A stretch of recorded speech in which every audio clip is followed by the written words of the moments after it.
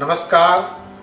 સૌરાષ્ટ્ર યુનિવર્સિટીના vice chancellor આદરણીય doctor Nitin Pethani સાહેબ, સૌરાષ્ટ્ર યુનિવર્સિટીના પ્રો વાઇસ ચાન્સેલર આદરણીય ડૉક્ટર દેસાણી સાહેબ, સર્વે સિન્ડિકેટ સભ્યો, સર્વે પદાધિકારીઓ, એકેડેમિક કાઉન્સિલના સભ્યો, સેનેટ સભ્યો, પ્રિન્સિપાલગણ, સર્વે અનુસ્નાતક ભવનના વડાઓ, શૈક્ષણિક અને બિન શૈક્ષણિક કર્મચારીઓ અને વાલા વિદ્યાર્થીઓ, કોરોનાની આ વૈશ્વિક મહામારીમાં સૌરાષ્ટ્ર યુનિવર્સિટી એક નવતર અને એક યુનિક પ્રકારનો પ્રયોગ, આ આનંદનું માઇક એવા 25 દિવસના લાગ લગાટ કાર્યક્રમ 21 એપ્રિલથી 15 મે સુધી જુદા જુદા જાણીતા કટાર લેખકો, વક્તાઓ, જુદા જુદા લેખકોની શ્રેણીબંધ હાસ્ય કલાકારો એની શ્રેણીબદ્ધ શૃંખલા દ્વારા હકારાત્મક સમાજમાં પરિવર્તન લાવે અને વિદ્યાર્થીઓ બૂસ્ટ થાય એના માટે થઈને આ પ્રયત્ન કરી રહ્યું છે.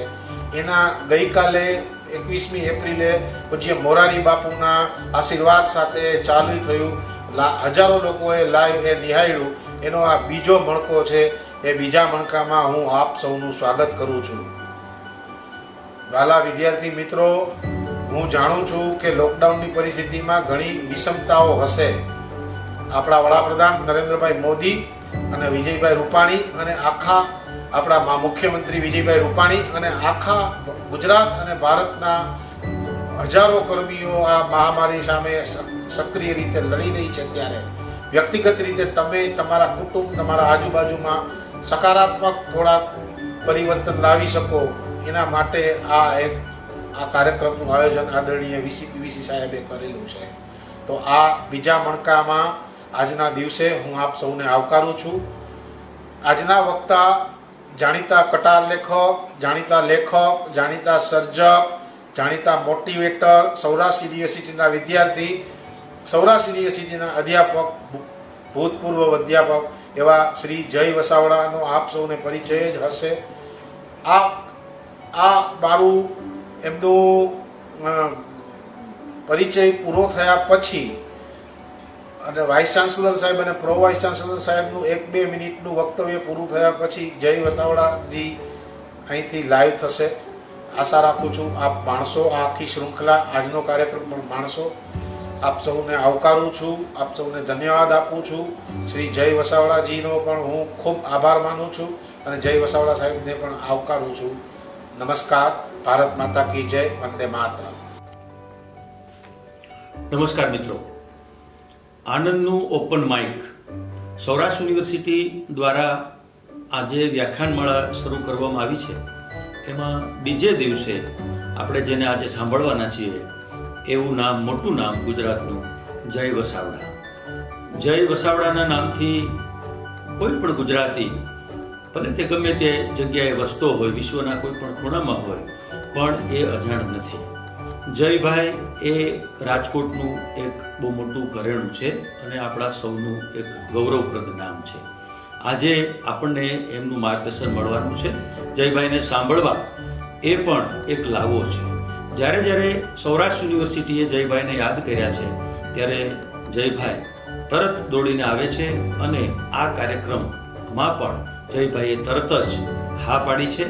એટલે આપણે આજે સૌ એના કાર્યક્રમને, એના માર્ગદર્શનને, એના વિચારોને આપણે માણશું. એટલું જ મારે આપ સૌને વિનંતી છે. નમસ્કાર. કેમ છો મિત્રો?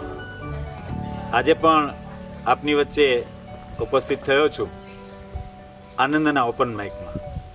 ગઈકાલે તમે બધા એ પૂજ્ય બાપુને માણ્યા. પૂજ્ય બાપુએ આપણને સૌને માત્ર શિક્ષિત રહેવાની વાતથી ઉપર ઉઠીને શિક્ષિત બનીએ, સાથે સાથે દીક્ષિત બનીએ એવી ખૂબ જ સારી વાતો કરી અને એની સાથે સાથે મૂલ્ય શિક્ષણની વાતને પણ એમણે દોહરાવીને સાચું શિક્ષણ એ જ કહેવાય કે જે મૂલ્યનિષ્ઠ અને એ જ શિક્ષણ મૂલ્યવાન બને છે. આજે પણ આપણી વચ્ચે શ્રી જયભાઈ વસાવડા આવી ગયા છે. આપ સૌ જય વસાવડાને સારી રીતે ઓળખો છો. જેમનું ચિંતન, મનન અને મંથન અને અભ્યાસ અનેક ક્ષેત્રોમાં રહ્યો છે. સામાજિક ક્ષેત્ર હોય કે વ્યવહારિક ક્ષેત્ર હોય કે શૈક્ષણિક ક્ષેત્ર હોય, એમનું ચિંતન ખૂબ જ છે. વૈશ્વિક દ્રષ્ટિ પણ એમની અનન્ય રહેલી છે અને એમની જે રજૂઆત છે, રજૂઆતની શૈલી છે એ ખૂબ જ રોચક છે. જે મોંમાં શીરો મૂકીએ અને તરત જ ગળે ઉતરી જાય એવી અઘરી વાતો પણ કેટલાક વિષયોને સમજવા માટે એવા સારા ઉદાહરણો આપીને પણ સારી રીતે સમજાવે છે. તો આપ સૌ વતી અને સૌરાષ્ટ્ર યુનિવર્સિટી વતી એમનું સ્વાગત કરું છું. અને હવે આપણી વચ્ચે છે શ્રી જયભાઈ વસાવડા.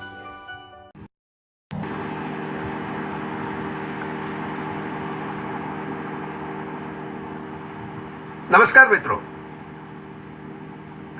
નમસ્કાર. હું જય વસાવડા મારા ઘરેથી જ આપ સૌનું દુનિયા આખીમાં સ્વાગત કરી રહ્યો છું અને આઈ હોપ કે બધા જ સરસ રીતે સાંભળતા હશો.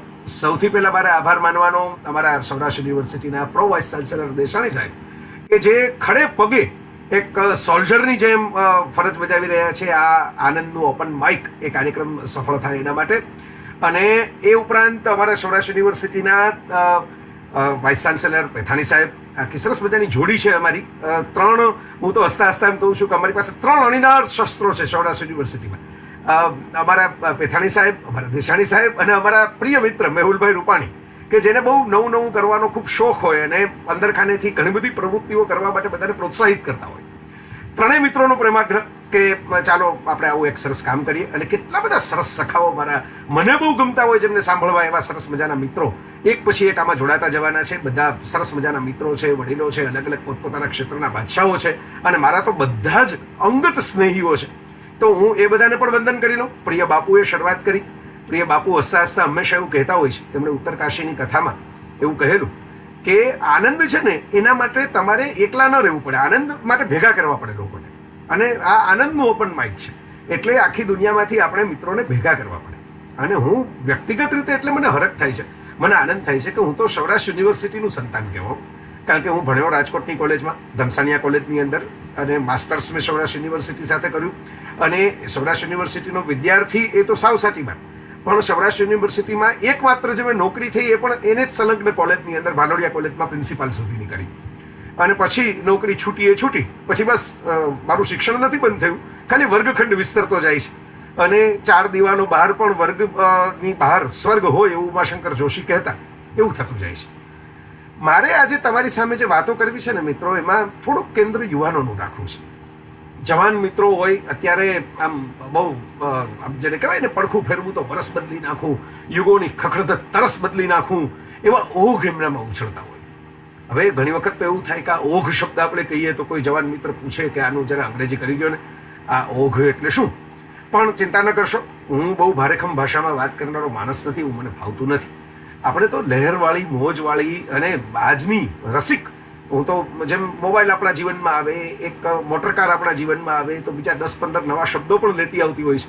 અત્યારે જ જુઓ ને આપણી ભાષામાં કેટલા શબ્દો ઉમેરાઈ ગયા.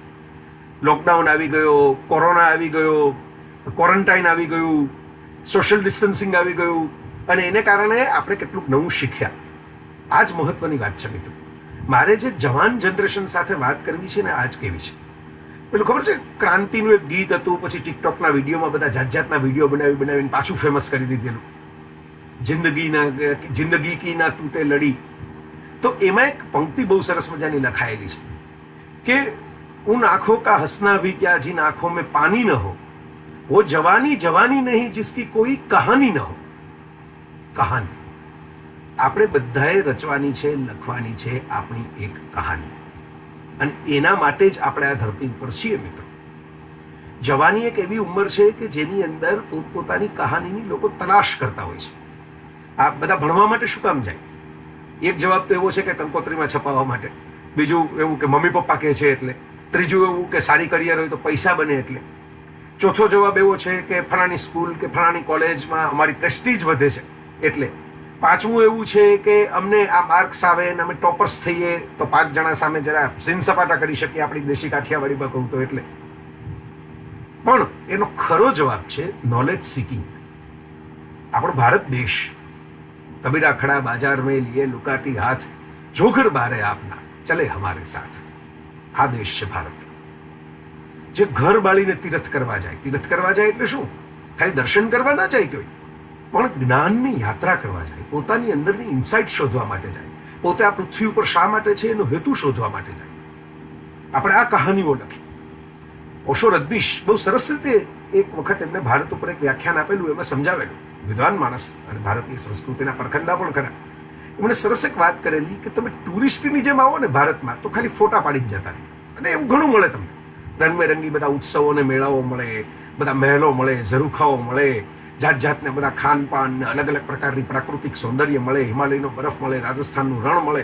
એ શું નથી? એટલે તો આખી દુનિયા અહીં આવવા માટે તલપાપડ હતી. કારણ કે કોઈક પાસે ખાલી સ્ટ્રોબેરી જ હતી, કોઈકની પાસે ખાલી ખેતરો જ હતા, કોઈકની પાસે માત્ર બરફ જ હતો, જ્યારે આપણી પાસે બધું જ હતું. આજે પણ આપણે કોરોના કાળની અંદર વિચાર કરો, અનાજ ઉત્પાદનથી શરૂ કરીને ફળો સુધી, ફ્રૂટ હોય, આપણી પોતાની કોઈ લાઈફસ્ટાઈલની વસ્તુઓ હોય, કોઈ કપડાં હોય, બધામાં સ્વાશ્રયી છીએ, સ્વાવલંબી છીએ. આપણે આપણી જાતે બધું પેદા કરી શકીએ એમ છીએ. કદાચ દુનિયા આખીની સરહદો બ્લોક કરી દેવી પડે. પણ ઓશોએ એવી સરસ વાત કરેલી કે ભારતનો અસલી ચહેરો શોધવો હોય ને તો એ તમને આ ફોટોગ્રાફ્સમાં નહીં મળે, ટુરિસ્ટની જેમ પાડે. ભારતનો આત્મા એના દર્શનમાં છે, એના ચિંતનમાં છે, એના તત્વમાં છે. અને તત્વ એટલે શું? બહુ અઘરું લેસન ન કરવું હોય ને અત્યારે તો ઘેર બેઠા એટલું જ સમજી લેવાનું કે તત્વ એટલે કૃષ્ણ. કૃષ્ણનું એક ચરિત્ર જે ભારતે પૂર્ણ પુરુષોત્તમ કરીને સર્જી લીધું ને, એમાં કોઈ ધર્મની હું વાત જ નથી કરતો. હું એવું નથી કહેતો ખાલી હિન્દુઓ માટે જ લાગુ પડે, કે ખાલી મુસ્લિમો માટે લાગુ પડે, ખાલી ખ્રિસ્તીઓ શીખો માટે લાગુ પડે. વિશ્વભરની અંદર એક ચરિત્ર કે જેની આવડી મોટી રેન્જ હોય, આટલી કલરફુલ રેન્જ હોય, જે સંસારની વચ્ચે ઉભા રહીને એના વહેણના મોજાની વચ્ચે સ્થિર રહી શકે અને છતાં વાંસળી વગાડી શકે. કેવી સરસ મજાની એક વાત મેં સાંભળેલી. બાકે બિહારી સ્વરૂપ કૃષ્ણનું એક છે, બહુ જાણીતું સ્વરૂપ છે. મથુરામાં, વ્રજમાં તમે જાઓ તો તમને જોવા મળે. એક પગ નીચે હોય ને એક પગ થોડો વાંકો હોય, થોડો આમ ટેઢો, આપણે જેને કહીએ આમ. એટલે એક પગ આમ હોય સીધો અને એક આમ હોય. આ બાકે બિહારી સ્વરૂપ કૃષ્ણનું બહુ જાણીતું છે ને એમાં એ વાંસળી વગાડતા હોય છે. તો અત્યારે કોરોના કાળમાં આપણે આ સ્વરૂપનો વિચાર કરવો જોઈએ. એક પગ સ્થિર છે, એક પગ જરા જમીનથી અધ્ધર છે. તો વિચાર કરો, શું કામ કઈ આમ વાંસળી તો બેઠા બેઠા અત્યારે હું અહીં જેમ જે પોઝિશનમાં બેઠો છું એમાં મારે જો વાંસળી વગાડતા આવડતી હોય તો વગાડી શકું. એના માટે આવી પોઝિશનની જરૂર જ ક્યાં છે? પણ આ એટલું સિમ્બોલિક વાત છે કે તમારે તમારો એક પગ સ્થિર રાખવાનો છે સંસારની જવાબદારીઓમાં, ધરતી પરની વાસ્તવિકતાઓમાં. અત્યારે કોરોનાનો ટાઈમ હોય ને સરકાર કે ડોક્ટરો જે કંઈ કહે એ સૂચનાઓનું પાલન કરવું. આપણો સ્થિર પગ થયો, સંસારની વાસ્તવિક જવાબદારીઓનો પગ થયો, આપણી પોતાની નેચરલ રિસ્પોન્સિબિલિટીઝને આઈડેન્ટિટીનો પગ થયો. અને બીજો એક પગ જે છે એ હવામાં એટલે સેજ ત્રાસો ઉપર હોય છે. એ ઉપર એટલે શું? એ ક્રિએટિવિટી, કળાનો, એ એક નવા પ્રકારના રસિકતાના સંસારનો, તમારી મોજ મસ્તીનો, તમારા આનંદનો, તમારા શોખનો, તમારું કોઈ સંગીત, શબ્દ, સાહિત્ય, એના વ્યાસંગનો, એનું એ પ્રતીક છે. અને બસ આ શીખવાનું છે આપણે આ દર્શનની વાતથી. જુઓ, પેલો ફોટો આપણા ઘરની અંદર 20 વર્ષથી પડ્યો હોય, પણ આ વિચાર આવે ને એ આપણું તત્વદર્શન થયું. અને આ થોટ પ્રોસેસ એ જવાની છે. જવાન ઉંમરે જેમ આપણા સેલ્સ ડેવલપ થતા હોય એમ આપણી થોટ પ્રોસેસ પણ ડેવલપ થતી હોય. નવું બધું આમ મન થાય સ્પર્શવાનું. અને જો બાળક આપણને કેમ રમાડવું ગમે, all kids are lovable. Even આપણે જે ડાઘિયા કૂતરાઓથી શેરી બદલાવી નાખતા હોય ને, હવે તો ઠીક છે શેરીઓમાં હમણાં બહાર નીકળવાનું જ નથી થતું, પણ એ કૂતરાઓના ગલુડિયા જે હોય, પપી સ્વરૂપ હોય, એ તો આપણને ખોળામાં રહીને રમાડવું ગમે. કારણ કે એમની આંખોમાં હોય છે કુતૂહલ, ક્યુરિયોસિટી, વિસ્મય. અને બાળકની એક આંખમાં ક્યુરિયોસિટી દેખાય તો બીજી આંખમાં દેખાય કાઇન્ડનેસ, મૃદુતા, પ્રેમ, કરુણા. કારણ કે નિર્દોષતા છે, ઇનોસન્સ છે, ભોળ પણ છે. પછી જેમ જેમ માણસ કાટ થતો જાય, જેમ જેમ દુનિયાની થપાટો ખાતો જાય, જેમ જેમ આપણી ભાષામાં કહીએ તો વર્લ્ડમાં આવી પ્રેક્ટિકલ લાઈફમાં મેચ્યોર થતો જાય, એમ સેટિંગ શીખતો જાય, એમ ફિક્સિંગ શીખતો જાય, એમ જૂઠ શીખતો જાય. પછી પેલી આંખમાંથી કુતૂહલ ઓછું થવા માંડે, પછી ક્યુરિયોસિટી ભૂસાવા માંડે. ને પેલા જે તેજસ્વી તિખારાઓ પડતા હોય ને એના સ્મિતમાંથી એ ધીરે ધીરે મુરઝાયેલો ચહેરો થઈ જાય. સવારમાં ઉગેલું કોઈ સરસ મજાનું ફૂલ હોય અને સાંજે ચીમળાયેલું જે ફૂલ હોય છે તો ફૂલ જ, પણ પેલો સવારથી સાંજ સુધીના ઉજળાનો, થપાટોનો થાક છે ને એને ખેરવી નાખે છે. પણ કુદરતે કેવું સરસ મજાનો આપણને મેસેજ આપ્યો છે મિત્રો. યુવાનીને ખાસ યાદ કરીને એ કહેવા માંગુ છું કે એક સરસ તાજું ગુલાબ ખીલે ને, આપણે તો હવે બુકેના ગુલાબથી ટેવાઈ ગયા છીએ. આપણા ઘરમાં હોય કે આપણા ફંક્શનમાં હોય, આપણે જે ગુલાબ મૂકતા હોય છે ને ટેબલ ઉપર, એ બુકેના હોય છે. પણ તાજું ગુલાબ ખીલે ને, એમાં તો એક ગુલાબ ખીલે ને 20 કાંટા ખીલે. ત્યારે જ ગુલાબનું સૌંદર્ય તમને દેખાય, ત્યારે જ પવન એને સ્પર્શે, ત્યારે જ સૂર્યના કિરણો છે એની પાંદડીઓ સુધી પહોંચે. અને જો તાજું ગુલાબ બનવું હોય તો 20 કાંટાઓની વચ્ચે ખીલવાની તૈયારી રાખવી પડે. આનું નામ જવાની, આનું નામ આનંદનું ઓપન માઇક. પણ વિચાર કરજો, એ આપણે કેમ નથી કરી શકતા? એટલા માટે નથી કરી શકતા કે આપણે અંદરથી ફીલ નથી કરી શકતા. આપણે જે ફીલ કરીએ ને એ જ આપણી બિલીફ બને ને પછી ધીરે ધીરે એક્શનમાં આવે. આ તો સાદો મનોવિજ્ઞાનનો સિદ્ધાંત છે. હવે હું જવાનીને હંમેશા એવી રીતે જોઉં છું કે માણસ પોતાની કહાની લીખે, એવી મેં તમને શરૂઆતમાં વાત કરી કે તમારે તમારી બધાની, મારે તમારે બધાએ પોતાની એક સ્ટોરી રચીને જવાની છે. કોઈ પણ આલ્બર્ટ આઇન્સ્ટાઈન એની સ્ટોરી લખીને ગયા. લખીને એટલે હું એમ નથી કહેતો કે આત્મકથા જ લખીને જવાય, પણ તમે જે કર્મ કરો એ તમારી સ્ટોરી બનતી જાય ધીરે ધીરે. Every day you are making your history. Michael જેક્સનનું એક ગીત હતું, પાછા ફરીને જુઓ ત્યારે જીવાયેલા તમામ દિવસો એક ઇતિહાસ બનીને તમારો પીછો કરતા હશે. आदमी जो कहता है, आदमी जो करता है, जिंदगी भर वो सदाए पीछा करती है. सदाए એટલે પ્રતિઘોષ, પડઘા. વિચાર કરો, મજબૂર ફિલ્મનું એક સરસ મજાનું આ પણ ગીત હતું. અમિતાભ બચ્ચનની એક ફિલ્મ હતી, કિશોર કુમારે ગાયેલું.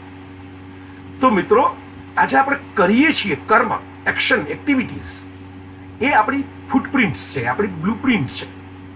અને એ બ્લુપ્રિન્ટ આપણે કેવી રીતે ડેવલપ કરવાની છે એના 4 તબક્કા હોય છે જનરલી.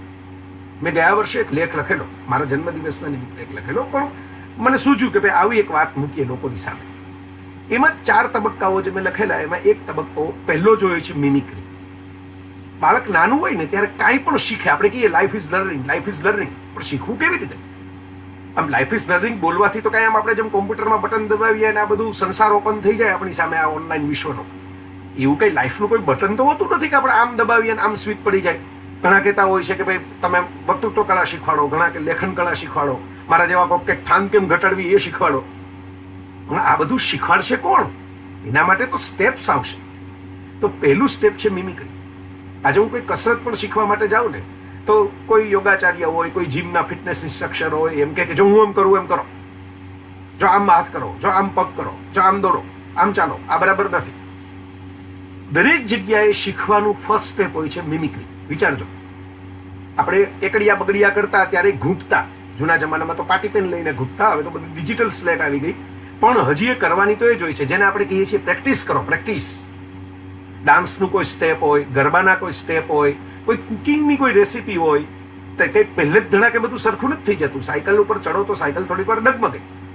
પણ મિમિક્રી કરતા કરતા એટલે બીજાઓ સરસ રીતે કરે છે જોઈ જોઈને, ઓબ્ઝર્વ કરીને આપણી અંદર આત્મસાત કરતા આપણે ડ્રાઇવિંગ શીખી જઈએ છીએ, આપણે શૂટિંગ શીખી જઈએ છીએ, આપણે કેમેરા વર્ક શીખી જઈએ છીએ. પણ મિમિક્રીના સ્ટેપમાં જ મોટાભાગના લોકો અટકી જતા હોય છે. આ મારું નિરીક્ષણ છે. એ આખી જિંદગી ફલાણા શું કરે છે, ઢીકણા શું કરે છે, એવું જ કર્યા કરે. આખી જિંદગી કોઈકના કોટ જ કર્યા કરે. પોતાનું કોટ બને એવું તો કંઈ કરે જ નહીં. પોતાની સિગ્નેચર ઓટોગ્રાફ બને એવું તો કંઈ કરે જ નહીં. એ ઓટોગ્રાફનો ફોટોગ્રાફ કોઈ લે એવી કહાની તો રચે જ નહીં. તો આ મહત્વની વાત છે કે આ મિમિક્રીના તબક્કામાંથી માણસે ઉપર ઉઠી અને બીજા તબક્કા સુધી જવું જોઈએ. અને ત્યાં કોલેજ લાઈફ આવે છે, ત્યાં યુનિવર્સિટી આવે છે. Y it is called university, વિશ્વવિદ્યાલય? કારણ કે તમારી અંદરના સેલ્સ છે, એનું આલ્મા મેટર આપણા બ્રેઇનનું જે કહેવાય, એની ગળીઓ બધી પાકી થઈ ગઈ હોય 18 વર્ષની ઉંમર થવા આવે ત્યારે. તમારી શારીરિક ક્ષમતા ઓપ્ટિમમ કેપેસિટી ફૂલ ફોર્સમાં આવી ગઈ હોય. તમારા હાડકા, તમારી ત્વચા, તમારું શરીર કમ્પ્લીટ રીતે કોઈ પણ નવી ચેલેન્જને ઉપાડવા માટે તૈયાર હોય. તમે ઉજાગરા વેઠી શકો, તમે દોડી શકો, તમે ઠેકડા મારી શકો. આવી શક્તિ, ગતિ, સ્ફૂર્તિ, પ્રીતિના ફુવારાઓ ઉઠતા હોય તમારી અંદરથી. ઉકાબી રૂહ જબ બેદાર હોતી હૈ જવાનો મેં, નજર આતી હૈ ઉनको अपनी मंजिल आसमानों में. એ પ્રકારની તમારી એટીટ્યુડ થઈ ગઈ હોય ત્યારે વિશ્વવિદ્યાલય આવે, ત્યારે યુનિવર્સિટી આવે, ત્યારે સેકન્ડ સ્ટેપ આવે મિમિક્રી પછી. એ છે સેલ્ફ ડિસ્કવરી, પોતાની જાતની ખોજ કરવી. અત્યાર સુધી તો મેં આમને વાંચ્યા ને આમને સાંભળ્યા, પણ હવે મારી કહાની શું? હું કેવી રીતે મારી વાત મૂકીશ? હું કેવી રીતે રચીશ? હું શું નવું કરીશ? હું બધા પૂર્વસૂરીઓનો આભાર માનતા બધાના રેફરન્સ લેતા મારી યાત્રામાં આગળ શું નવું કરીશ? મને બહુ ગમતું એક કોટ છે કે જે માણસ સતત ભૂતકાળની અંદર જીવવા લાગે છે ને એ વર્તમાનમાં મરી જતો હોય છે. રિપીટ કરી દો ફરીથી. જે માણસ સતત ભૂતકાળની અંદર જીવવા લાગે છે ને એ વર્તમાનમાં મરી જતો હોય છે. બહુ જો એવું થઈ જાય ને કે ભૂતકાળ આવો હતો, આ મહાનતા હતી ને આમ હતું ને તેમ હતું ને એમ જ જીવન કરવાનું છે, તો ધીરે ધીરે મરવા લાગશું. કારણ કે પછી તમે ભૂતકાળની, આપણે જેને ઝેરોક્સ કહીએ છીએ, મૂળ સાચો શબ્દ છે અંગ્રેજીમાં ફોટોકોપી, એવી ફોટોકોપી બનીને રહી જશે.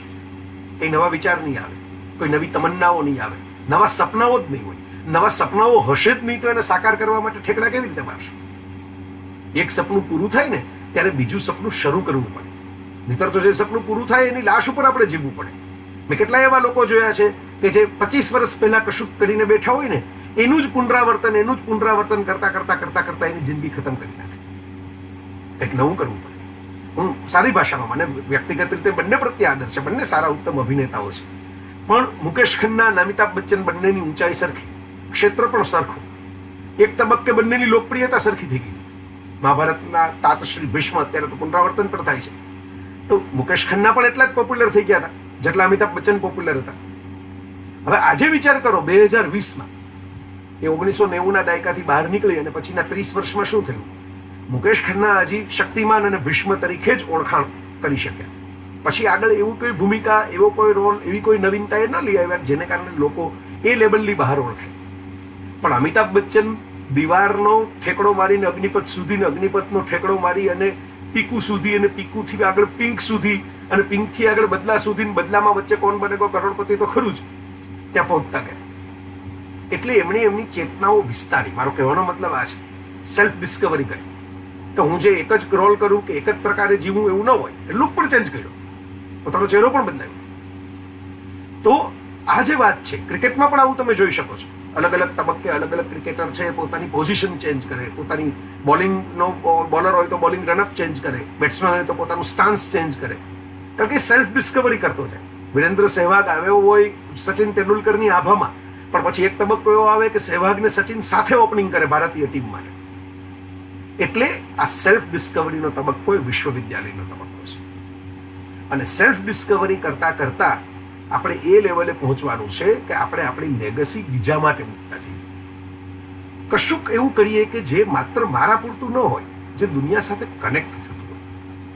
અને એટલા માટે હું 3C ફોર્મ્યુલા કહેતો હોઉં છું. જવાની 3C ફોર્મ્યુલા, 3C યાદ રાખવાના અંગ્રેજીના. કયા 3C? ક્રિએશન, સર્જનાત્મકતા. બીજું કોમ્યુનિકેશન, શુદ્ધ ગુજરાતી થાય પ્રત્યાયન, પણ ભારેખમ સંસ્કૃતનો શબ્દ લાગે. કોમ્યુનિકેશનમાં બધાને સમજાઈ જાય છે. એકબીજા સાથે પોતાની વાતની, પોતાની વિચારની, પોતાની લાગણીઓની આપલે, એક્સચેન્જ ઓફ ફિલિંગ્સ, એ પણ કોમ્યુનિકેશન છે. એ સ્પર્શથી પણ થઈ શકે, એ હાવભાવથી પણ થઈ શકે, એ ક્યારેક કોઈક સરસ વસ્તુ આપણે ગિફ્ટમાં આપીએ એનાથી પણ કોમ્યુનિકેશન થતું હોય, ક્યારેક કોઈ હાથ હલાવીએ એનાથી પણ થતું હોય, ક્યારેક આપણે કોઈક સિમ્બોલ, હવે તો સ્માઇલી આવી ગયા છે આપણી આસપાસ જાત જાતના, તો એવા સ્માઇલી મૂકીને પણ લોકો કોમ્યુનિકેટ કરતા હોય. ક્રિએશન, સર્જકતા, બીજું કોમ્યુનિકેશન, પ્રત્યાયન, અને ત્રીજું કન્સર્ન, નિસ્બત. મારામાં ક્રિએટિવિટી હોય, મારામાં કોમ્યુનિકેશન હોય, પણ પછી એનો ઉપયોગ હું ઓસામા બિન લાદન જેવું કરું તો હું શું કરું? ટ્વિન ટાવર પાડી આવું અમેરિકાને. એમાંય કોમ્યુનિકેશનની જરૂર પડે, એમાંય મેનેજમેન્ટની જરૂર પડે, એમાંય પ્લાનિંગની જરૂર પડે, એમાંય ટીમ બિલ્ડિંગની જરૂર પડે, એમાંય ક્રિએટિવ આઈડિયાની જરૂર પડે. પણ પછી લોકો તમને બહુ સારી રીતે યાદ ન કરે. લોકો તમારા નામ ઉપર થૂકે. તમે જ્યાં પેદા થયા હો એ સરકારો પણ તમારું નામ છે એ બહુ આદરથી ન લે. તમારી જન્મભૂમિમાં કંઈ જાય નહીં. હું હમણાં વિયેના ગયેલો, ઓસ્ટ્રિયા. હવે ઓસ્ટ્રિયા, હિટલર ત્યાં પેદા થયેલો અને પછી જર્મની ગયો. હું જર્મની પણ જઈ આવ્યો છું. જર્મની તો 1.5 મહિનો જર્મન લોકો સાથે રહ્યો છું. રોટરી એક્શન પ્રોજેક્ટમાં ગયેલો, રાજકોટમાંથી છે. અને વિચાર કરો, ઓસ્ટ્રિયા કે જર્મનીની અંદર ક્યાંય મને વિયેનામાં કે એમાં તમને સિગમન્ડ ફ્રોઈડના મ્યુઝિયમો જોવા મળે, તમને મોઝાર્ટના મ્યુઝિયમો જોવા મળે, તમને એની જન્મભૂમિ ક્યાં છે એના નકશાઓ જોવા મળે, એ ક્યાં કયા ઘરમાં રહેતા, એ ઘર છે એ પૈસા ખર્ચીને લોકો જોવા માટે આવે, એની કોન્સર્ટ્સ થતી હોય. પણ હિટલર ક્યાં છે એના કોઈ સ્મારકો જોવા ન મળે. કારણ કે કન્સર્નનો અભાવ હતો, નિસ્બતનો અભાવ હતો. બીજા માટે કશુંક સરસ સારું કરીને જવું એ નિષ્ઠાનો, એ વૃત્તિનો અભાવ હતો. જવાની એ સૌથી ઝડપથી શીખવા જેવી કોઈ બાબત મને લાગતી હોય તો આ કન્સર્ન છે. કોમ્યુનિકેશન તો એને બહુ આવડી ગયું છે, ક્રિએશનમાં મુશ્કેલી આપણી ઘણી વખત, મારું તો યુનિવર્સિટીના કાર્યક્રમમાં બેઠો છું અને છતાંય આ એવા મારા સરસ મિત્રો છે, ફૂલ ફ્રીડમ આપનાર. આ બધા સાહેબો ક્યારેય મને એવું કહેતા નથી કે તમે આ બોલજો, આમ કરજો, આમ લખજો, બરાબર. ઉલટાનું એમ કે તમે બોલજો ને અમે સાંભળવા બેઠા છીએ. દેસાણી સાહેબે હમણાં મને ફોનમાં શું કહ્યું કે હવે બસ તમે લાઈવ થાઓ અને હું બેઠો બેઠો ઓફિસમાં સાંભળું છું. આપણી શિક્ષણ પદ્ધતિમાં, અને આ કઈ એક વ્યક્તિની ખામી નથી, સમૂહગત ખામી છે. ધારો કે રાતોરાત કોઈ બદલાવ પણ કરીએ ને તો વાલીઓ ઘણી વખત આંદોલન કરવા માટે રસ્તા ઉપર આવી જાય કે ભાઈ આ નથી ફાવતું, આટલું બધું નવું કરો. ક્રિએશનને બદલે આપણે કોપીકેટ થઈ ગયા. આપણે નવા જવાબો શોધવાને બદલે જૂના જવાબો ગોખવા લાગ્યા અને એને કારણે ક્રિએશનમાં તો ગડબડ શરૂ થઈ જ ગઈ. કોમ્યુનિકેશન સ્માર્ટ હોય પણ ક્રિએશન કશું હોય નહીં તો થાય શું? પેલું માર્કેટિંગના સેલ્સ એજન્ટ જેવું થાય. ગોખેલા બધા જવાબો ફટફડાટ અંગ્રેજીમાં બોલી જાય. પણ એક તમે સાદો સવાલ એની જે કાર વેચવા માટે બેઠા હોય કે જે મોબાઈલ વેચવા માટે બેઠા હોય ને એના વિશે આઉટ ઓફ ધ બોક્સ કરો ને એટલે ભાઈનો બધો પેલો સ્ટોક ખતમ થઈ જાય. પેલી સરસરા ગોખેલી અંગ્રેજીમાં ટાઈ બાય પહેરીને જે સરસ મજાની ડાઈ ઠાવકી વાતો કરતા હોય ને બધું ફૂલ સ્ટોપ આવી જાય અને આમ મૂંઝાઈ જાય. પછી કે મારા સરને પૂછું ને ઉભા ફોન કરી લઉં ને એક્સપર્ટને પૂછી જોઉં ને એવા જવાબો આવે. કારણ કે એના ફંડામેન્ટલ ક્લિયર નથી. એ ક્રિએટિવ પ્રોડક્ટ નથી, ખાલી કોમ્યુનિકેશનની જ પ્રોડક્ટ છે. તો મેં તમને સમજાવ્યું કે ત્રણેયનું કોમ્બિનેશન જોઈએ. ખાલી ક્રિએશન હોય પણ કોમ્યુનિકેશન હોય જ નહીં તો જંગલ મેં મોર નાચા કિસને દેખા. મેં કેટલાય એવા ટેલેન્ટેડ લોકો જોયા છે. ઘણા સુપર ટેલેન્ટેડ લોકોને એવું થતું હોય છે કે મારી આટલી ટેલેન્ટ હોવા છતાં મને અન્યાય કેમ છે? કારણ કે એમને કનેક્ટ થતા ના આવ્યું, એમને વાત મૂકતા ના આવ્યું. આજે આપણે વિચાર કરો, આ લોકડાઉન ભારત જેવા દેશની અંદર દુનિયા દંગ થઈ ગઈ કે ભાઈ આ દેશમાં આમ પણ ઘણી અરાજકતાના વ્યવસ્થા દેખાતી હોય, માણસો કે કોઈ પાલન કરતા ન હોય, નોર્મલી ભીડ થતી હોય ત્યાં પણ ધક્કામુક્કી ચાલતી હોય, મોલ કે મલ્ટીપ્લેક્સમાં પોતાની લીધેલી ટિકિટમાં પોતાની લીધેલી સીટમાં બેસવા, બસ સ્ટેન્ડે, રેલવે સ્ટેશને બધે ભીડ એકબીજાને કચડતી જતી હોય, ત્યાં માણસો થોડા સખણા બેસશે. આ હોય એવા અમુક હજી નથી બેઠા, તમે એનું બધા જાણીએ છીએ. પણ તોય ઓવરઓલ એવરેજ આ દેશની આપણી જે મર્યાદાઓ પણ છે અને આપણી ખૂબીઓ પણ છે એ બધું આપણે ચેક કરીએ તો આપણી વસ્તીના પ્રમાણમાં આપણે ખૂબ સારું પાલન અત્યારે પ્રમાણમાં કરી રહ્યા છીએ. શું કામ? કારણ કે લોકોને વડાપ્રધાન નરેન્દ્ર મોદીની વાતમાં શ્રદ્ધા છે. એમણે કહ્યું કે ભાઈ હું તમને કહું છું કે આ કરવા જેવું છે અને આ કરવું જોઈએ, એટલે લોકો સ્વીકારી લીધું. બહુ દલીલો ન કરી, બહુ ચર્ચા ન કરી. મને કેટલાય મિત્રો આવ્યા તમે કંઈક સારી અપીલ કરતા વિડીયો બનાવી દો. મેં તો 21 દિવસના વિડીયો ઉપવાસ કરેલા પહેલા લોકડાઉનમાં, પછી હું તમારા બધાની સામે આવતો હતો. તો હું કાયમ એમ કહેતો કે ભાઈ જેનું સાંભળવું જોઈએ એવા લોકો કે જ છે. સારા ડોક્ટરો કહે છે, સારા અધિકારીઓ કહે છે અને આપણા વડાપ્રધાન પોતે કહે છે. હું એને સમર્થન કરું છું. હવે મારે કંઈ જાઓ સાંભળો હું કહું છું એવું તો આ તો મારું ઈગોનું એક્સટેન્શન થયું કે ભાઈ મને બહુ લાગે છે કે લાલો હું મારી એક જરાક આપણે ના ઓલા જ્યાં જાય ત્યાં ઘણી વખત આપણે જૂના સ્મારકોમાં જઈએ મને બહુ દુઃખ થાય કે કોઈ હેરિટેજના પથ્થરો હોય 2000 વર્ષ જૂના, ત્યાં પોતાનું નામ કોક કોતરી દીધું હોય. આવા નામ કોતરવા માટે આપણે પૃથ્વી ઉપર નથી આવ્યા. આને કંઈક છાપ છોડવી ન કહેવાય, આને લેગેસી મૂકી ન કહેવાય. આપણે આવ્યા છીએ કોઈકની સાથે કનેક્ટ થવા. કોમ્યુનિકેશનનો એ ઉપયોગ છે ને પછી કન્સર્ન. મેં હમણાં જ મારા કોલમની અંદર લખેલું Albert Einstein brain of the millennium, 20મી સદીનું મેધાવી દિમાગ. તો આલ્બર્ટ આઇન્સ્ટાઈને એક વખત કહેલું કે ભાઈ હવે તો બ્રહ્માંડના રહસ્યો ઉકેલતા અને આજે પણ એમની ઘણી થિયરીઓથી સાયન્સ ચાલે છે. તો આઇન્સ્ટાઈને કહ્યું કે મને ઘણીવાર એવો વિચાર થાય કે માણસ આ પૃથ્વી ઉપર શું કામ છે? હવે કોઈ સંત પુરુષ તો હતા નહીં કે આધ્યાત્મિક જવાબો ગોતો, લોજિકલ જવાબો ગોતો. તો એમણે એમ કહ્યું કે સાયન્સ અહીં જવાબ નથી આપી શકતું કે માણસ આ પૃથ્વી ઉપર શું કામ છે. કેવી રીતે આવ્યો એના માટે થોડીક વાતો કરે છે, પણ શા માટે છે એની તો ચર્ચા સાયન્સના એરિયાની બહાર નહીં જતી.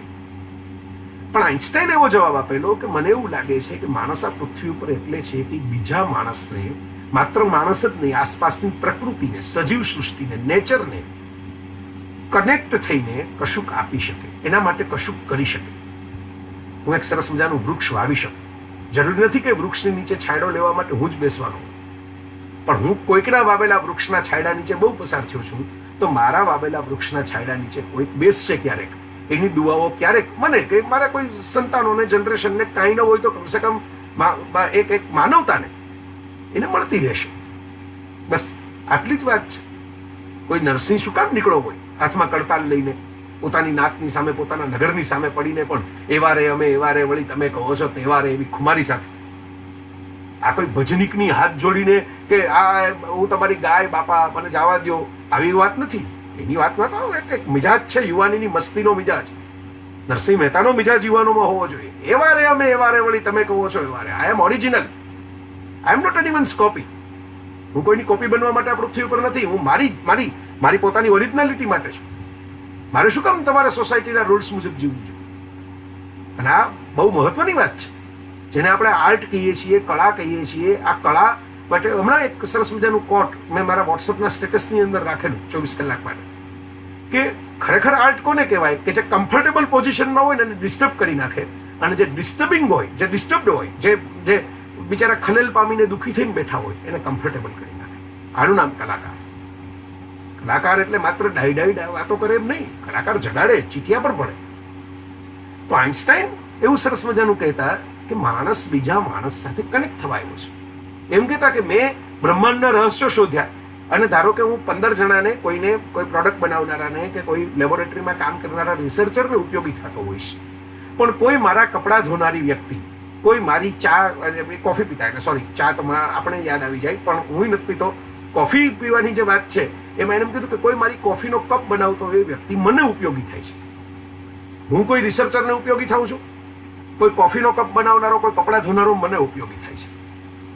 આમ આ સંસાર ચાલે છે. આમાં જેને આપણે જગત કહીએ છીએ, વિશ્વ કહીએ છીએ, પૃથ્વી કહીએ છીએ, દુનિયા કહીએ છીએ, એ ચાલે છે આ ઇન્ટરડિપેન્ડન્ટ કનેક્શનથી. આ આંગળાઓ એકબીજામાં જોડાઈ જાય ને એમ. એટલે પ્રેમનો આટલો મહિમા છે અધ્યાત્મના ક્ષેત્રમાં. કારણ કે પ્રેમ નામનું તત્વ હોય નહીં ને તો તમે એકબીજા સાથે જોડાઈ ન શકો. લોજિક, તર્ક તમને જોડતું નથી, છૂટા પાડી દેશે. તર્ક તમને ક્રોધ લઈ આવે, તર્ક તમારી સાથે મતભેદ પેદા કરે, પણ પ્રેમ તમને જોડે. એટલે ઢાઈ અક્ષર પ્રેમ કા પઢે સો પંડિત. અને એટલે કુદરતે પણ સર્વોચ્ચ આકર્ષણ મૂક્યું માનવ જાતની અંદર. એકબીજાની સાથે જે આકર્ષણમાંની વૃત્તિ છે ને, એ આકર્ષણ से भरा हुआ है झक्का कोना कोना, जीवन का ये मूल तत्व है, आकर्षित करना हो ना. તો તમે સાયન્સના રસ્તે જાઓ તો આ જ જોવા મળશે, તમે આર્ટ્સના રસ્તે જાઓ તો આ જ જોવા મળશે, અને કોમર્સના રસ્તે જાઓ તો કોમર્સનો રસ્તો એવો છે કે જે આકર્ષણ એકબીજાનું થતું હોય એની વચ્ચે પોતાનો ધંધો કરી લે. લ્યો અમારું કાર્ડ લઈ લ્યો, લ્યો અમારું ફૂલ લઈ લ્યો, લ્યો અમારું પુસ્તક લઈ લો. પણ વાસ્તવિક વાત એ છે કે જવાનીની અંદર આ 3 એલિમેન્ટ્સ હોવા જોઈએ. શું કામ હોવા જોઈએ તમે તમને સમજાવી દીધું. ક્રિએશન હોવું જોઈએ, તમારો પોતાનો અવાજ, તમારી જેવો હોય એવો, પણ તમારો અવાજ, બી ઓરિજિનલ. કોમ્યુનિકેશન હોવું જોઈએ, શીખવું જોઈએ દુનિયા સાથે કનેક્ટ થતા, અને કન્સર્ન હોવું જોઈએ. મારા સિવાય બીજાની વાત સાથે પણ કનેક્ટ થવાનું, મારા સિવાય બીજાને પણ મારી સાથે જોડવાનું. આ અમે લખતા બોલતા થયા એની પાછળ પણ એક યુનિવર્સિટીને ગમે એવો ઇતિહાસ છે. અને આજે મારે સૌરાષ્ટ્ર યુનિવર્સિટીના માધ્યમે આપની સામે છું ત્યારે આ વાત ખાસ કેવી છે. અમારા વખતે પેલા આપણે કહીએ ને કહા ગયે વો લોગ, હવે તો એક નવું શરૂ થયું છે, ટ્વિટરમાં બધા કહેતા હોય છે કે કોણ હે એ લોગ, કહા સે આતે. એક કોઈ ગાડા જેવી વાતો કરે, ગપ્પા મારે, અને આજકાલ તો ફેક ન્યૂઝ, ગપ્પા, એકબીજાને લડાવી દેવાની, એકબીજાને કાપી નાખવાની, એકબીજાને મારી નાખવાની, એકબીજાને ધક્કા દેવાની, સાવ અવાસ્તવિક વાતો. એ કરનારા માત્ર કીપેડ લઈને જ બેઠા હોય છે. એમને પોતાને બાવડું પકડીને ગયો તો ટોળું હોય ને ત્યારે જ બહાર નીકળે. તમે જોજો આપણી જે લિન્ચિંગ થાય છે, હિંસા થાય છે, એ ભીડમાં થાય છે, કારણ કે ટોળામાં સુરાતન આવે છે. વ્યક્તિગત રીતે તો માય ટકલા છે, એમાં પેલી નરસિંહવાળી તેજ નથી કે એકલો માણસ એક પોતાનો હાથની અંદર કડતાલ લઈને નીકળી જાય કે હું જે સાચું હશે એ કરીશ, કારણ કે હું મારા શામળિયાના સાથે નીકળું છું, મને તમારી કોઈની પરવા નથી. આ ગિરનારની ગોદની અંદર ઉભો રહીને કહીશ તમને કે આ સાચું છે ને આ ખોટું છે. અખિલ બ્રહ્માંડમાં એક તું શ્રી હરિ એમ કહીશ, એ સૌ પ્રપંચ પેટ ભરવા તણા એમ કહીશ. એ ખુમારી એકલા માણસનો અભય જે છે ને એ બધામાં હોતો નથી. આ તો બધા શેડોઝ. સ્કાયફોલ નામની એક જેમ્સ બોન્ડની ફિલ્મ આવી, અને એમાં પહેલો જ સીન એવો હતો કે જેમ્સ બોન્ડની જે સિક્રેટ એજન્ટ્સ વાળી એજન્સી છે, જાસૂસી સંસ્થા, એને ગવર્મેન્ટ છે એ કેન્સલ કરી નાખે છે કે ભાઈ આપણે રદ કરી નાખીએ, હવે શું જાસૂસીની જરૂર છે, બધા કેમેરા સાથે ઓનલાઈન છે, બધા આપણે જુઓ ને. હમણાં જ અમારા મિત્રો સાથે યુનિવર્સિટીની ચર્ચા થતી હતી કે ભાઈ બધા બહુ સોફ્ટવેર રખાય નહીં, ક્યારે કોનું હેકિંગ થઈ જાય, ક્યારે કોઈ કઈ જગ્યાએ કોના કોમ્પ્યુટરમાં કે કોના પ્રોફાઇલમાં ઘૂસી જાય, આપણે બધું જાણીએ જ છીએ. આવી ઘટનાઓ બને જ છે આપણી આસપાસ, તમારા મારા સાથે બને છે. તો લોકો વિડીયો મોર્ફ કરી નાખે, ઓડિયો મોર્ફ કરી નાખે, એકબીજાના અવાજો ફેરવી નાખે, વાંકા ચૂકા કરીને આમ કરીને એવી કરામતો કરીને દુનિયામાં તમારા વિશે ઝેર ફેલાવવા માંડે. આવું બધું થાય જ છે આસપાસ. આ શેતાની વૃત્તિનું પ્રતીક છે, આ શુભનું નહીં અશુભનું પ્રતીક છે. પણ ભાઈ શ્રી રમેશભાઈ ઓઝા પણ એવું કહેતા હોય છે કે આપણે ત્યાં ચોઘડિયાઓમાં તમને ધાર્મિક આસ્થા પડે કે ન પડે એ તમારો પોતપોતાના મનનો વિષય, પણ મજાની વાત એ છે કે ચોઘડિયા બદલાયા કરે. એટલે લાભ હોય તો રોગ પણ આવે, અને રોગ હોય તો પાછું ચલ પણ આવે, ને ચલ હોય તો પાછું સુખ પણ થાય, ને પાછું અમૃત પણ થાય, ને પાછું ઉદ્વેગ પણ થાય. આ જ હ્યુમન સ્ટોરી છે. ફરે ચરે ધરતી કરે, ગર્ભને ધરે અવતરે મરે. જટાયુ સિતાંશુ યશશ્ચંદ્રનું કાવ્ય. તો કલર બદલાયા કરે, રોલ બદલાયા કરે, સિચ્યુએશન બદલાયા કરે, પણ આ કોપીકેટ વૃત્તિ જે છે ને એને કારણે થાય છે શું કે લોકો પોતાના જેવા બીજા ગાંડાઓ શોધતા હોય છે આજકાલ ડિજિટલ મીડિયામાં આવી, અને ગાંડાઓનું ગ્રુપ બનાવે, અને ગાંડાઓનું ગ્રુપ બનાવીને પછી એને સંગઠન કહે, અને સંગઠન કહીને પછી એમ માને કે ભાઈ આપણે કોઈકને આમ કરી નાખીએ, તેમ કરી નાખીએ. આ જુવાની નથી. આમાં ઘણા બધા જુવાનોને જોઉં છું. હું કોઈકની સાથે ડાયલોગ કરું, મને બહુ ટેવ છે, હું કોમેન્ટોના જવાબો આપું, વાતો કરું, પછી ખબર પડે કે રીડિંગ શું તમારું. હું તો મતભેદનો વાંધો જ નથી, તમે ગાંધીજીને ગાળો આપો, મને કાંઈ વાંધો નથી. ગાંધીજી પોતે સ્વીકારતા મને ગાળો આપવી જોઈએ, એટલે તો એવો કોઈ કાયદો બનાવીને ગયા નથી. એના જમાનામાં તો એ સરમુખ હત્યાર જેવી આમ જોવો તો શાસન ભોગવી શકત, પણ એમણે એવું કર્યું જ નહીં. ગાંધીજીની સૌથી મોટી બ્યુટી શું હતી તમને ખબર છે? કેટલી બધી બ્યુટી છે ગાંધીજીમાં, તમે ઘણા ગોતી શકે, ઘણાને વાંધો આવે ગાંધીજીનું નામ લ્યો તોય ગમે નહીં, પણ એની સૌથી મોટી બ્યુટી એ હતી કે એ કોઈને વિલન ઠેરવ્યા વિના પોતાનો પ્રભાવ પાડી શકે. બાકી પ્રભાવ પાડવો હોય ને તો કોકને તમારે વિલન ચિતરવા પડે. ખલનાયક બનાવો ને પછી જ તમે નાયક બની શકો. આ ખલનાયકની સામે કોણ? હું નાયક. મારા યુવાન મિત્રો, વાત આ કરવાની છે. આ દેશ સાથે તમારે કનેક્ટ થવું હોય, આ દેશ માટે કશું કરવું હોય, આ માનવ જાત માટે કશું કરવું હોય, તો આ બહુ પાયાની વાત છે. કોઈને ખલનાયક ઠેરવી દેવાથી તમારી લડાઈ અડધી સહેલી થઈ જશે, પણ પૂરી નહીં થાય. પણ સ્વરાજ, તમારી ઉપરનું રાજ. શબ્દ છે સ્વતંત્રતા, ફ્રીડમ. અમારા જુવાન મિત્રોને ફ્રીડમ બહુ ગમે, મને ખબર છે, અને મને પોતાને બહુ ગમે. હું જો કોઈ બંધનમાં બંધાણો જ નથી, ના નોકરીના ના છોકરીના, કોઈ બંધનની અંદર રહ્યો જ નથી. મને પોતાને બહુ ગમે, પણ એ ફ્રીડમની સાથે જોડાયેલી એક બહુ મોટી વાત છે. Great power comes with great responsibility. પેલી સ્પાઈડરમેનની વાત હતી ને, એવી છે. એ ફ્રીડમ સાથે જોડાયેલી વાત શું છે? એ ફ્રીડમ સાથે જોડાયેલી વાત એ છે કે સ્વતંત્રતામાં તંત્ર તો છે જ, વ્યવસ્થા તો હોવી જ જોઈએ, ઓર્ડર તો હોવો જ જોઈએ. ઓર્ગેનાઇઝેશન અને ઓર્ડર વગર જીવી ન શકાય. તમારે પતંગ ચગાવવો હોય તો પતંગને ઠેકડા મારવા હોય સ્વતંત્ર, પણ એક દોરી તો જોઈએ ને એની સાથે કનેક્ટેડ. આકાશને પવનને અનુકૂળતા તો જોવી પડે ને. તો મારા મિત્રો, સ્વતંત્રતા એટલે સ્વનું તંત્ર. તંત્ર તો ખરું, પણ સ્વનું. કે તમારે મારી ઉપર સુપરવિઝન કરવાની જરૂર નથી. હું ચોરી કર્યા વગર મારા પેપર સરસ રીતે લખીશ. તમે માથે બેઠા હો તો જ હું લખીશ એવું નથી. સ્વતંત્ર છો. સ્વતંત્ર લેવો નહીં કે હું મુઠ્ઠી પછાડી પેપરનો ઘા કરી કોણ આપે પરીક્ષા, હું તો મારી જિંદગીનો રાજવાડું લઈને બેઠો છું, હું રાજા છું, બોસ છું, એમ કરીને નીકળી જાઉં. ના, આ સ્વતંત્રતા નથી, આ ઉદ્ધતતા છે, આ સ્વચ્છંદતા છે. સ્વતંત્રતા એ કે તમારે સુપરવિઝન કરવાની જરૂર નથી, તમારે મારી ઉપર સીસીટીવી રાખવાની જરૂર નથી. આજે હું ચોરી કરીને પાસ થઈ જઈશ તોય આવતીકાલે હું જ્યાં નોકરી કરતો હોઈશ, જ્યાં ધંધો કરતો હોઈશ, જે ઓફિસમાં બેઠો હોઈશ, જે કરિયર બનાવીને બેઠો હોઈશ, ત્યાં ચોરી નહીં ચાલે. આજે સૌરાષ્ટ્ર યુનિવર્સિટી જય વસાવડા એમ કહેશે કે ચાલો માઇક ઉપર આવી જાઓ. હવે હું જો કાગળિયા વાંચીને જ આખી જિંદગીની અંદર પરીક્ષા પાસ કરી હોત તો હું તમારી સામે આમાં ચોરી નહીં ચાલે. આ બેઠો તમારી સામે કોઈ કાગળિયા વગર, આ જેટલું વાંચ્યું, વિચાર્યું, ફર્યો, એમાંથી વાતો કરતો. તો આ વાત શીખવાની છે મિત્રો. ફ્રીડમ એબ્સોલ્યુટ ક્યારે હોતી જ નથી. ફ્રીડમ હોવી જ જોઈએ. હું કોઈ પણ પ્રકારની સેન્સરશિપનો વિરોધી રહ્યો છું. ઘણીવાર હસતા હસતા લખું છું મારા લેખોમાં કે આપણે ત્યાં ધાર્મિક લાગણીને દુભાવવા માટે જ બની હોય એવું લાગે છે. બેવડાવવા માટે તો બની જ નથી, પ્રેમ માટે તો બની જ નથી. પણ એની સાથે મહત્વની વાત આ છે કે ફ્રીડમ એટલે શું? ફ્રીડમ એટલે મારી સ્વ જવાબદારી. મને મારા તંત્રી મારા લેખ માટે એમ કે તમે તમારી રીતે લેખ લખીને મોકલાવી દો. હવે મને ખબર છે કે એ મને ફ્રીડમ આપે છે કે મારે જે સબ્જેક્ટ સિલેક્ટ કરવો હોય કરવાનો, મારે જે લખાણ લખવું હોય લખવાનું. તો મારી જવાબદારી ડબલ થઈ જાય. કારણ કે પહેલામાં તો હું એડિટરના ટેબલ ઉપર મૂકું, પછી એડિટરની જવાબદારી થઈ જાય. પણ આમાં એડિટર મારી માથે જ્યારે ભરોસો મૂકે છે ત્યારે મારી જવાબદારી ડબલ થઈ જાય છે. કોઈ મહેન્દ્રસિંહ ધોની કે કોઈ સચિન તેંડુલકરને કોઈ કહેવા આવી જ ન શકે કે તમારે આમ રમવાનું, તમારે આમ નહીં રમવાનું. ત્યારે એમની જવાબદારી બહુ અઘરી થઈ જાય. કારણ કે કોઈ કહેતું નથી, કોઈ એની જવાબદારી એના વતી લેવાની નથી, એટલે એમણે જ કેપ્ટન બનવું પડે એમની લાઈફમાં. આ જવાનીએ કરવાનું છે.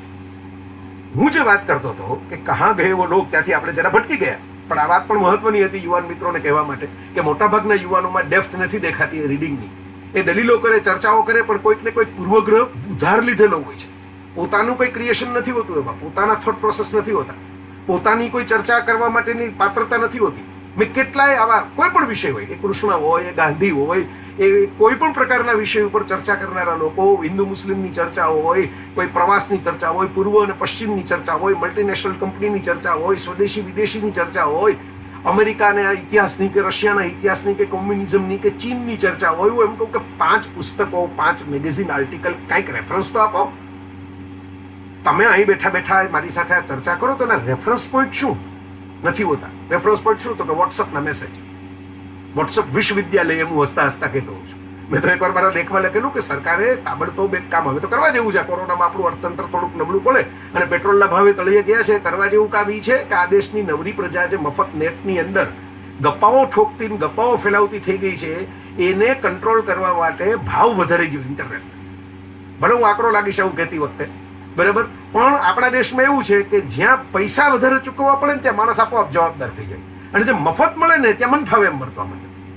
હું કોઈને પુસ્તક ભેટ આપું તો એ પાછું ગુજરી બજારમાં મળે એવું બને છે, એની માથે ચાના કપે મૂકતા હોય એવું બને છે. પણ પૈસા ખર્ચીને લીધું હોય ને તો કામ લાગે, તો મજા આવે.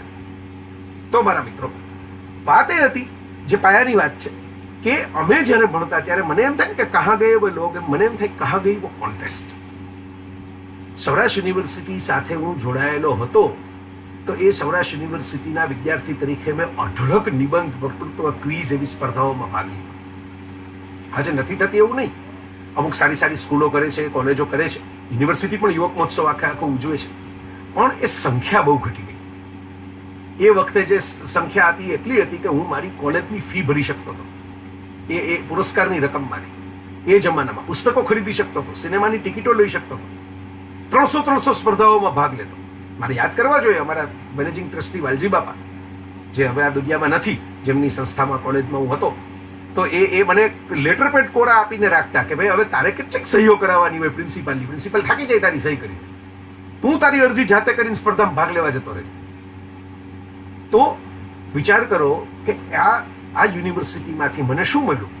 મને સ્પર્ધાઓ મળી, મારું ઘડતર એમાંથી થયું. હું લાઇબ્રેરીમાં બેસતો, અમારા સરસિયાભાઈ કરીને લાઇબ્રેરિયન ધમસાણિયા કોલેજના, પોતાના પછી એને રસ પડ્યો.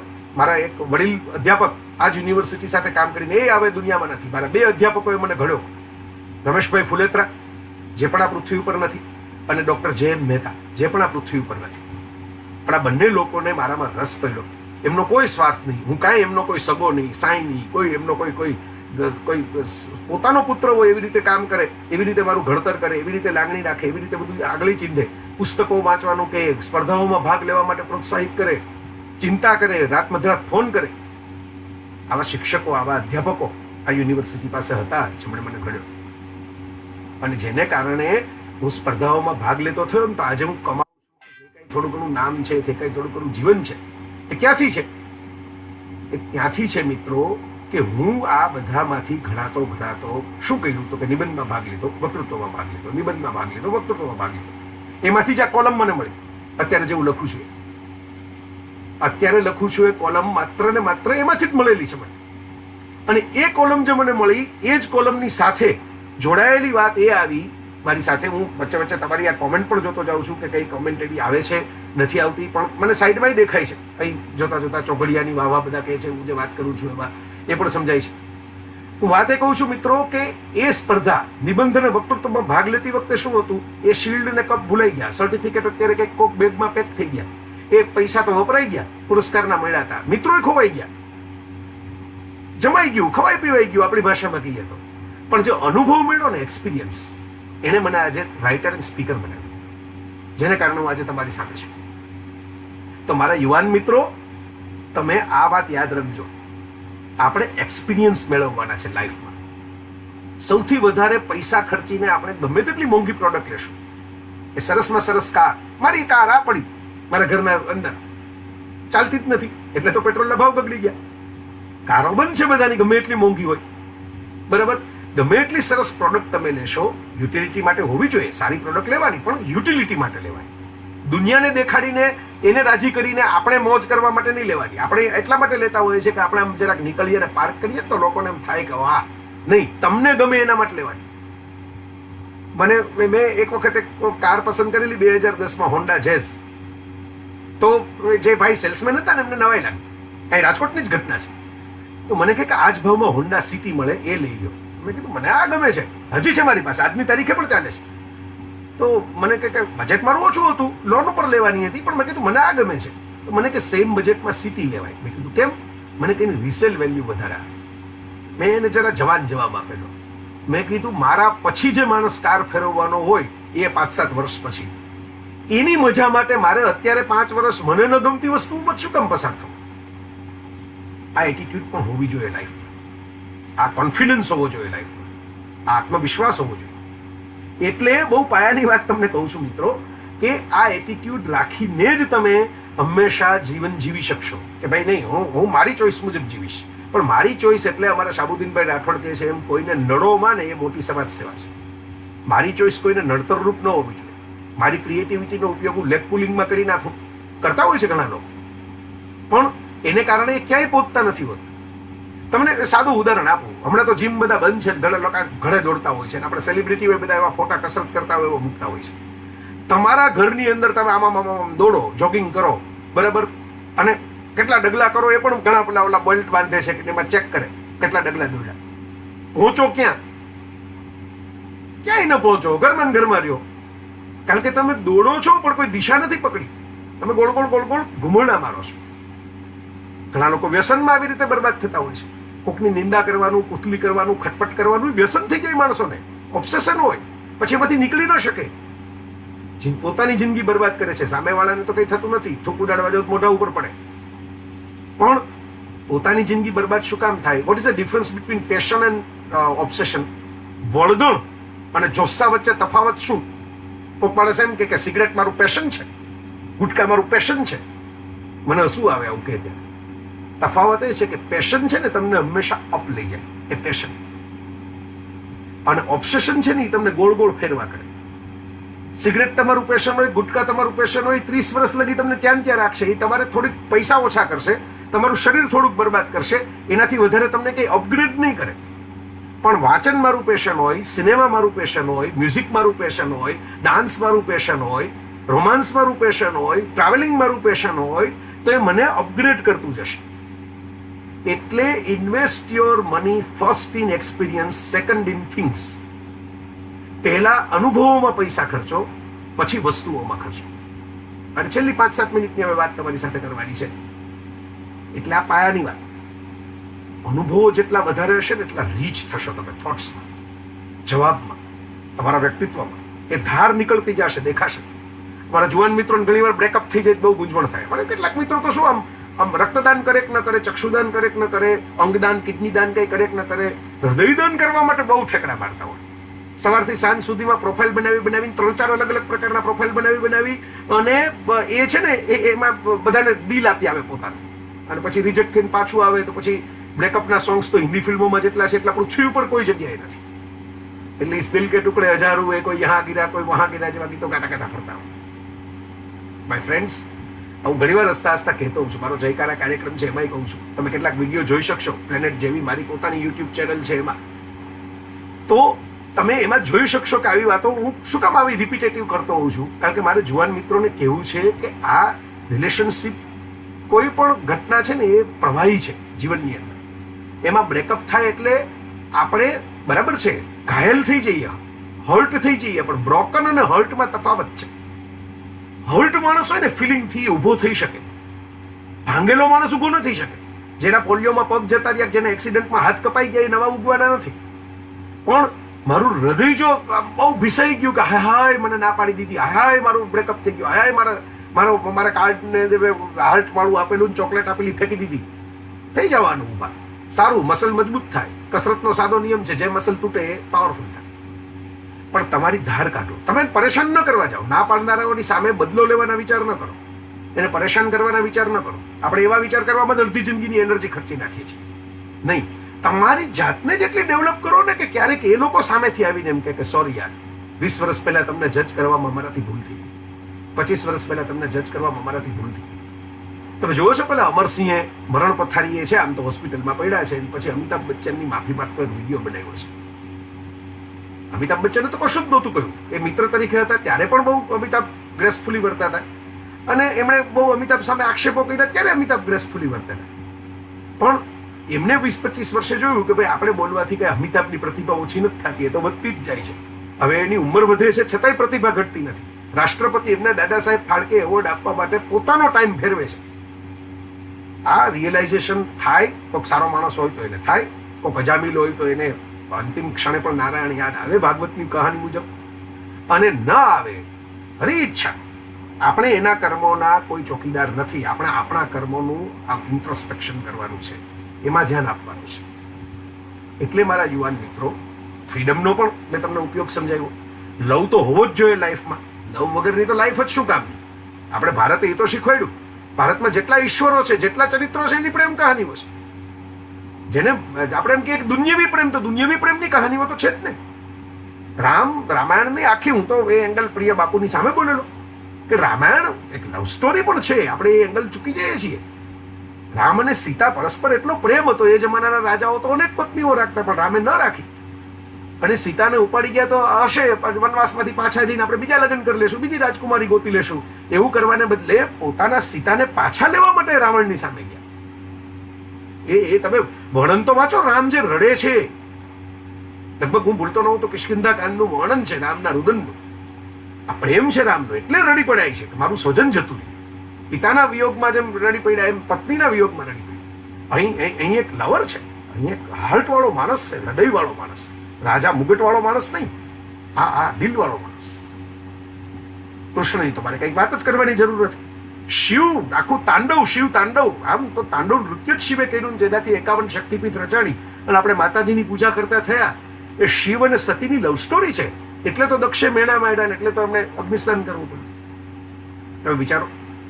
એટલે આપણે જેને ઈશ્વરીય ચરિત્રો માનીને ભારતે જેને પ્રેમ કર્યો, એ શિવ હોય, એ રામ હોય, એ કૃષ્ણ હોય, જેની પૂજા કરી, એમાં પ્રેમ તત્વ ઉગેલું છે.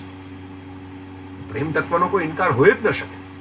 પણ એવો પ્રેમ કે જે તમને કશુંક આપવા માટે મજબૂત કરે, કશુંક છીનવી લેવા માટે નહીં.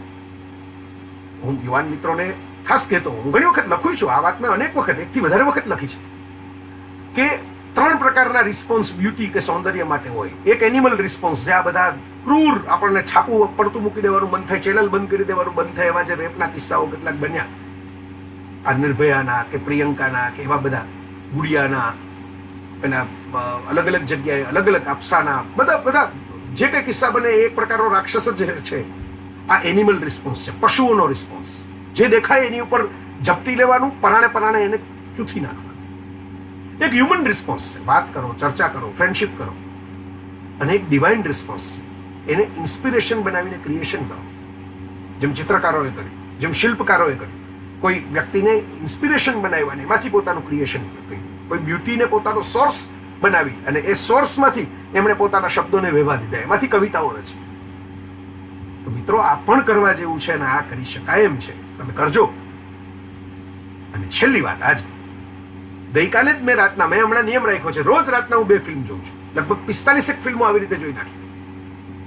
રોજ 2 ફિલ્મ જોવાની. અલગ અલગ પ્લેટફોર્મ બધા સબસ્ક્રાઇબ કરીને જ રાખેલા. ભાગદોડ એટલી થઈ ગઈ કે ટાઈમ નહોતો. મને ઘણા લોકો પૂછે કે તમે લોકડાઉનમાં શું કરવાના? લોકો કશું જ ન કરવા માટે જ મને આ બ્રેક મળ્યો છે એવું માનું છું. It's a time to slow down. ભગવાને એમ કીધું, બેટા બહુ દોડ્યો, હવે થોડોક દિવસ ઘરમાં બેસ, તારા પપ્પા અને મામી બધા સાથે વાતો કર, ઘરનું ખાવાનું ખા, લાંબા પગ કરીને આરામ કર. Doing nothing is a great pleasure. કશું જ ન કરવાનો વૈભવ માણી રહ્યો છું અત્યારે. ક્યારેક આવી જવાબદારીઓ આવે ત્યારે એમાં હું વચ્ચે ઇન્વોલ્વ થાઉં. તો મિત્રો, મારી કોલમ ચાલુ છે, એમાં લખતો હું છું. આખું વાયરસનું સાયન્સ સમજાવ્યું, કેમ રસી નથી શોધાતી, એના માટે મેં ઘણું વાંચ્યું. ઘણા મને ડોક્ટર મિત્રોના ફોન આવ્યા કે તમે આ બધું ક્યાંથી જાણ્યા, તમે મેડિકલમાં ભણ્યા નથી. બસ આ છે તપસ્યા. જો ઘણી વાર મિત્રોને કહેતો હોઉં છું, તમે તપ કરીને એ લેવલે પહોંચો કે હું એક લેખ લખું, મને ડોક્ટર મિત્રો ફોન કરે, આમાં સિદ્ધિ મને મારી નથી લાગતી. સિદ્ધિ મને અભ્યાસ નામના તત્વની લાગે છે, જે આજે ખોવાતું જાય છે, જે આજે લઘુમતીમાં છે, જે સ્કેરસિટીમાં છે. અભ્યાસ, તટસ્થ અભ્યાસ. તો ગઈકાલે મેં એક ફિલ્મ જોઈ, ટેગ, અને મારે સમાપન એનાથી કરવાનું છે. એ ફિલ્મ એક સત્ય ઘટના ઉપર આધારિત છે. અમેરિકામાં એક મોટા લેવલે પહોંચેલી એક સ્કૂલના મિત્રો, બધા જૂના સ્કૂલમાં ભેગા હોય અને આપણા થાપા જેવી ટેગ નામની રમત રમે, કે જેમાં એકબીજાની પાછળ દોડીને આમ અડી લેવાની. અને રમે એટલે કેવા કે કોઈ કોર્પોરેટ એક્ઝિક્યુટિવ થઈ ગયું હોય, કોઈ ડોક્ટર થઈ ગયું હોય, અને એ 1 મહિનો રાખે એનો રમવા માટે, ને પછી ગમે ત્યારે ગમે એની ઓફિસમાં જઈને દોડવા માંડે. કોના ડોક્ટર સાહેબના પેશન્ટ દગાઈ જાય કે આ સાહેબ ક્યાં આવે ભાગાભાગી કરવા માંડ્યા. પેલા કોર્પોરેટ એક્ઝિક્યુટિવ મિટિંગમાં બેઠો હોય ત્યાં કોક ટેક કરવા એટલે થાપો કરવા માટે એનું આવે. ફિલ્મ સરસ છે, નેટફ્લિક્સ ઉપર છે, જોવી હોય તો જોજો. ફિલ્મની અંદર પહેલા જ સીનમાં એક સરસ મજાનો ડાયલોગ આવે છે કે લોકો એવું માનતા હોય છે કે મોટા થઈ ગયા ને એટલે રમવાનું બંધ કરી દેવું. પણ સાચી વાત એ છે કે રમવાનું બંધ કરી દો ને તો તમે વધારે પડતા ઘરડા થઈ જાઓ.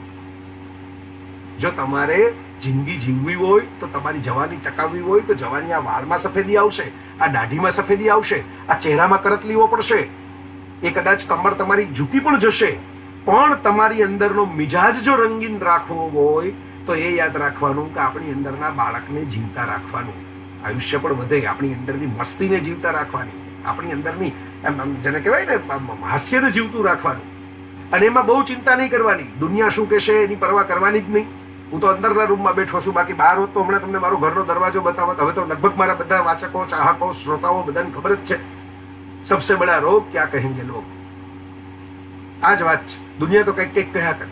આપણે સરસ કર્મ કરો ને તો તમે જોશો કે નેગેટિવ કરતાં પોઝિટિવની સંખ્યા વધારે છે. મેં હમણાં નવભારત સાહિત્ય મંદિર સાથે મળીને પ્રયોગ કર્યો કે આપણે પુસ્તકો મારા છે એમાં એક ડિસ્કાઉન્ટ આપીએ.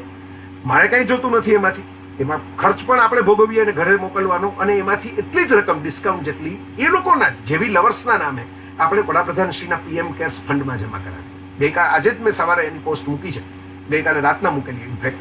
તો એ પોસ્ટની અંદર 10 લાખના પુસ્તકો 9 દિવસની અંદર વેચાણા, કોઈ પણ જાતની પબ્લિસિટી વગર, માત્ર ઓનલાઈન સોશિયલ નેટવર્કના સદુપયોગથી.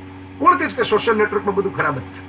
આ જ ફેસબુક લાઈવ, એ જ ફેસબુકના માધ્યમનો મેં ઉપયોગ કર્યો એના માટે. તો મિત્રો, તમે ખરાબ વાત કરશો તો તમને જેમ ખરાબમાં વધારે લોકો દેખાશે ને, એમ સારી વાત કરશો તો સારામાંય કેટલાય લોકો તમારી ભેગા ટીમ બનીને આવશે. એ કરવાની તૈયારી રાખો. એના માટે થોડુંક ફેસ કરવું પડે તો કહો, દુનિયાની પરવા ન કરો. એના માટે તમારી રીતે તમારા ચીલે ચાલો. પણ મેં કીધું એમ પેલી ગેમમાં બધા પૂછે છે કે તમે આવડા મોટા થઈ ગયા, આટલા પૈસા કમાતા થયા ને હજી આ થાપા શું કામ રમો છો, આ ટેગ શું કામ રમો છો? એટલે એક ડોક્ટર એનો સરસ મજાનો જવાબ આપે છે. એની વાઈફ પણ ભેગી રમતી હોય છે લગ્ન પછી. જવાબ આપે છે કે એટલા માટે કે આ રમત ખરેખર થાપામાં શું હોય, એકબીજાથી દૂર ભાગવાનું હોય. આ મને અડી ન જાય ને એના માટે હું ભાગું, હું સંતાઈ જાઉં. કે દેખીતી રીતે એવું લાગે છે કે દૂર જવાની રમત છે, પણ ખરેખર પાસે આવવાની રમત છે. કારણ કે આને કારણે અમારી મિત્રતા ટકેલી રહે છે હજી આટલા વર્ષો પછી. નહીંતર સ્કૂલ પૂરી થાય, કોલેજ પૂરી થાય, છૂટા પડી જવા. મિત્રો, આ તમારા સંબંધોને ટકાવી રાખવા માટેની એક સરસ મજાની ગુરુ ચાવી છે કે કંઈક કનેક્શન રાખજો આવી મસ્તીનું, એકબીજા સાથે ફરવાનું, વરવાનું, જમવાનું, બેસવાનું, કંઈ નહીં તો વાતો કરવાનું, આવી ઓનલાઈન મિટિંગો કરવાની. અને જે હું સ્કાયફોલ ફિલ્મની વાત કરતો હતો મેં અધૂરી રાખેલી, ત્યારે મને એમ લાગ્યું હું છેલ્લે મૂકીશ તો વધારે મજા આવશે એ વાત સાંભળવાની. તો એમાં પેલા જાસૂસી સંસ્થાની અંદર પૂછે છે કે તમારી જાસૂસી સંસ્થા વિખેરી કેમ ન નાખવી? કારણ કે અત્યારે બધા લોકો છે એ ઓનલાઈન છે, બધાને ટ્રેસ કરી શકાય છે. કોની સાથે ક્યાં ફરે છે, હરે છે, શું ખાય છે, પીવે છે, કોણે શું લીધું, શું ઘરની અંદરથી વેચ્યું, બધી ખબર પડી જાય છે. પછી સિક્રેટ એજન્ટ્સની જરૂર શું છે? ત્યારે જે એના ચીફ છે જુડી ડેન્ચે પાત્ર ભજવેલું લેડી એમ, એવો જવાબ આપે છે કે no, you are thinking that world is transparent because of digital devices. તમને એમ લાગે છે કે દુનિયા, આ ડિજિટલ દુનિયા પારદર્શક થતી જાય છે. But I am thinking that world is moving into shadows. મને એવું લાગે છે કે દુનિયા અંધારામાં જતી જાય છે. લોકો પોતે ન હોય એવો ચહેરાઓ પહેરતા જાય છે, પોતે ન હોય એવી વસ્તુઓ દુનિયાને બતાવતા જાય છે. બેટર કે તમે જેવા છો એવા રહ્યો, એવા દુનિયાની સામે રહ્યો. કદાચ પરમાત્મા એને વધારે પ્રેમ કરશે. મેં JSK પુસ્તક લખ્યું કૃષ્ણ ઉપર, એનું છેલ્લા પાને જે મેં ભગવદ્ ગીતાનો શ્લોક ટાંક્યો છે, એ શ્લોકમાં ભગવદ્ ગીતામાં 2 વખત મૂઢ કહીને, મૂર્ખ કહીને કહેવામાં આવ્યું છે કે જે મનમાં ભોગનું ચિંતન કરે પણ બહાર દેખાડા કરે, ના ના હું તો બહુ સાધુ ચરિત છું, હું તો કાંઈ મને એવું ગમતું જ નથી, હું તો બહુ દેશભક્ત છું.